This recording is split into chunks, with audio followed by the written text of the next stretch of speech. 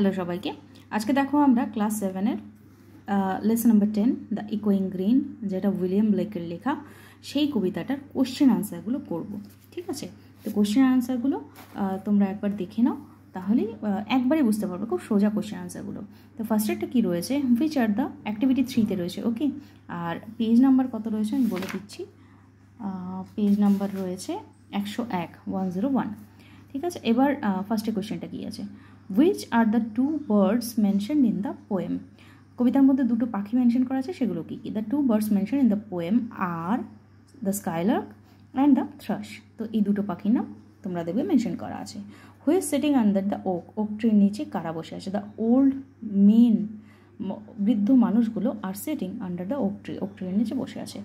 Pick out an expression from the poem to show that the old men are happy to see the children playing. তুমি সেই এক্সপ্রেশনটা বোঝাও যেটা দেখে বোঝা, মানে যেই লাইনটা দেখে বোঝা যাচ্ছে যে ওল্ড যে মেনগুলো আছে, বৃদ্ধ মানুষগুলো চিলড্রেনদের খেলতে দেখে খুশি হয়েছে। তো দ্য এক্সপ্রেশন ইজ ইন, ওখানটা তোমরা লিখবে যে এক্সপ্রেশনটা আছে কোন লাইনটার মধ্যে। They love at our play, তারা হাসছিল আমাদের খেলতে দেখে।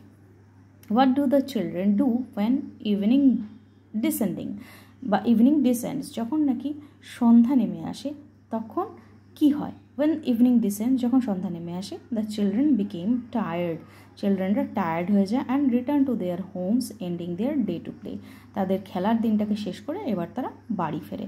ঠিক যেমন পাখিরা ফেরে, ঠিক সেরকম। এটা কিন্তু অলরেডি এখানটা লিখেও দেওয়া আছে, তো তোমরা ওইটা চাইলেও লিখতে পারো বা অ্যাড করতে পারো। আমি সেটা অ্যাড করিনি, জাস্ট এখানটা ছোট্ট করে দিয়েছি।